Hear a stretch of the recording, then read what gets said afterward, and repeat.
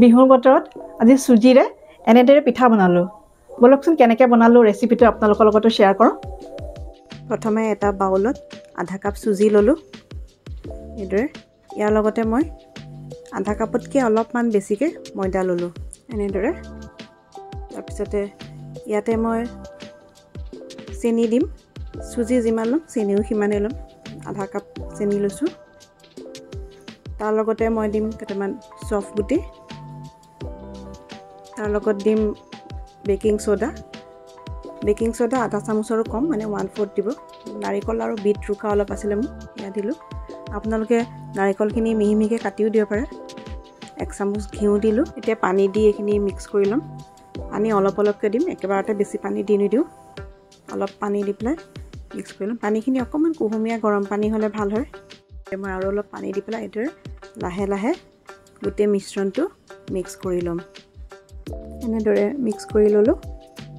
তাৰপিছতে ইয়াতে মই কেইটামান কিচমিচ দি পেলাই আকৌ এবাৰ ভালকৈ মিশ্ৰণটো লৰাই দিম।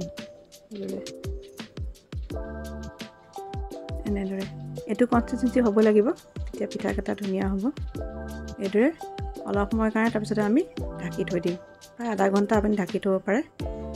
আধা ঘণ্টাৰ পিছত এয়া চাওক আমাৰ এনেকুৱা ধৰণৰ হৈ গ'ল মিশ্ৰণটো। তাৰপিছত এটা কেৰাহীত গৰম কৰি তেল দিম। মই মিঠাতেল ব্যৱহাৰ কৰিছোঁ। মিঠাতেল দিলে বেছি সোৱাদযুক্ত হয় পিঠাকেইটা।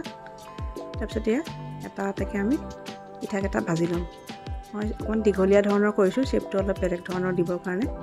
তেলখিনি ওপৰত এনেদৰে দি দিলে পিঠাটো ধুনীয়াকৈ ফুলি যাব আৰু পিঠাকেইটা কোমল হ'ব। এইদৰে দি পেলাই আমি তাৰপিছতে এবাৰ উল্টাই দিলোঁ।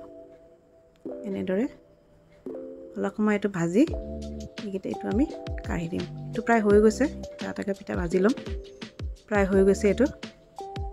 এইদৰে আমি অলপ সময় ভাজি পেলাই এইটো নমাই দিম। এইটো হৈ গৈছে আমাৰ। এইদৰে আমি এটা এটাকৈ গোটেই পিঠাকেইটা এনেদৰে ভাজি ল'ম।